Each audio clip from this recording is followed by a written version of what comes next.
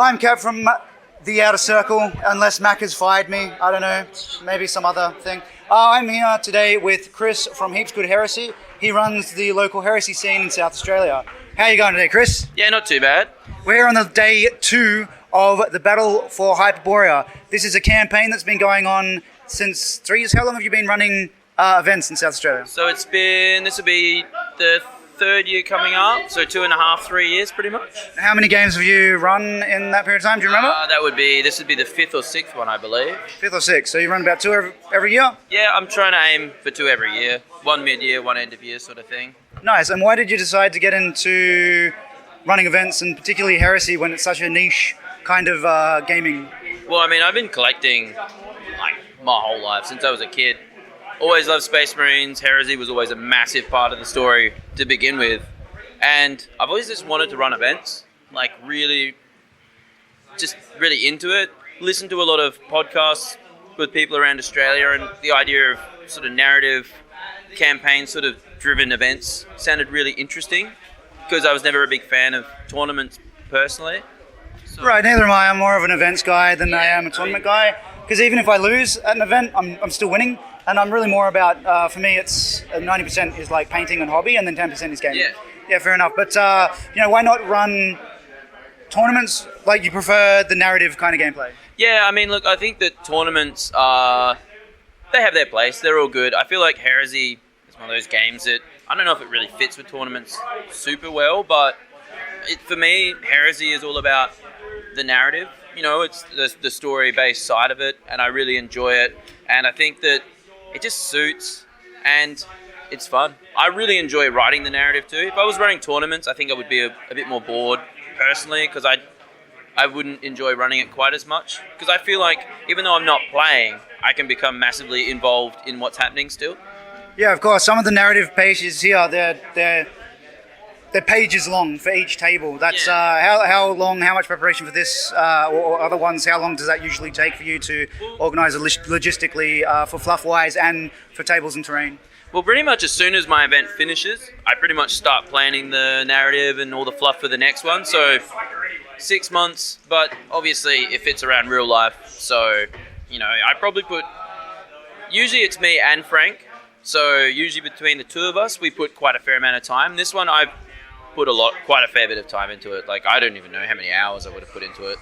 But, running individual missions, working with players for what the narrative they want to involve in it, it's more or less like 6 months of just ongoing thing, and just, it's just non-stop. It's great. Yeah, for sure. Running events is a hobby in itself, it would seem. So you obviously don't get to play a lot of games at the events yourself? No, I mean, I'd like to start playing more, because I do miss out on playing a lot of stuff. But I mean, because the event planning takes up a lot of time, I don't always get as much time to paint stuff. And also managing all the paperwork from everything. Because if it was a tournament, I probably could play, and I could probably have a computer program working it all out. But with this, you've got to, because there's so many narrative, fluffy, extra rule things, I'm getting asked questions all the time, which is fair. That's good. People saying, "Hey man, I found this psycho. Can I throw him into the warp rift here?" You just get that, and it's good having that almost like DM sort of character doing that. So, Yeah, it's good now that Frankie, his offsider, has gone to Japan for over a year now, I think. He's got Jess from Creative Micromanagement to help out. Has that been good, or have you found it more difficult without Frankie's help, or is he still giving it remotely? He's helping you out? Oh, I'm harassing Frank non-stop on the internet, throwing ideas at him. He, luckily, because of with the internet and stuff, he can update stuff, he can change stuff. It's not like if Frankie was here, it would mean that one of us could play, especially now that a lot of the players know how the narrative stuff works. Obviously, when it first started, people needed to be they'd have to learn the way that certain things work, like point of interest and stuff like that. Having Jess is great, because first of all, at the moment, she's got demons running around attacking random people on tables at the moment, which is good. It means she's actually getting involved in it. But it's good having Frank, because you can split the stuff that's going on between two, but it would mean we get to play it.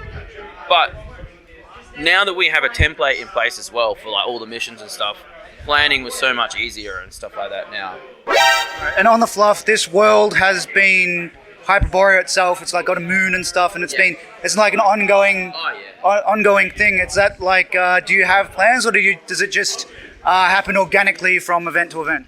Well, at first I thought I would have to have plans, but now it's just happening organically because essentially with all the narrative side of things, stuff will happen, like your dudes stealing all the tech from everything, being the crazy mechanic guys they are, and all other stuff going on. Generally, I'll sort of play and then ask a few people that did important things what they think the stuff might have done, and then start to plan from what they're doing. So it's really good. Like, it's organically grown really well, like around the players and what the players have sort of wanted to see. No worries. There's dice fell down in there. Always dropping dice. So yeah, with logistically, how with the coronavirus and stuff, we're obviously in a semi-lockdown in South Australia. We've been pretty lucky with our lockdown rules because I guess we're more spaced out and isolated, I suppose, and they kind of nipped it in the bud fairly soon. But there's still restrictions. There was like a 25 people limit. How did you find dealing with these restrictions? Well, I mean, overall, coronavirus this year has sucked because we used to run casual gaming. That sort of had to stop.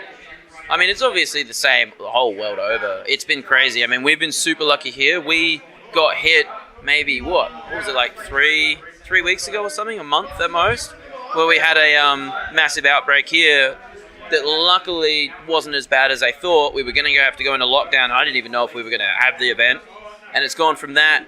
And then in like 2 or 3 weeks, it's gone sort of back to normal. But yeah, 24 people here. Obviously, people have to write down or check in just so that if something does happen, they have the contact numbers and stuff. We're really, really, really lucky, like you said. I mean... Yeah, 100%. There's, like, around the world, I think in the UK, the US, they haven't had games for, like, almost a year now. So we're one of the few, like, countries and states in the world that has managed to have actual games, getting games outside of Tabletop Simulator, I suppose, but no one ever really plays that, right? I tried. Oh, it's just so... Small games, maybe. Big games, oh man, I got models flying off the tables. The tables are collapsing. I'm like, I don't even know. I gave up. Not a fan of Tabletop Sim, fair enough. All right, thanks very much, Chris. Any big plans for the future or any shout-outs you'd like to do? Well, when Frank gets back finally, hopefully March, we're going to do another big sort of welcome back Frankie thing. Apart from that, play it by ear, really, see how Corona goes, and hopefully we can just get back onto casual gaming and, get it all going again. Cool, and yeah, if you're interested in coming down or from overseas, if lockdown gets lifted, in South Australia, check out Heaps Good Heresy on Instagram and Facebook. So yeah, cheers, thank you very much, Chris. Anything else? No, that's it, thank you. All right, good. I'll be sure to wash my mouth and this microphone now that we're done. Cool, cheers, thanks, Chris.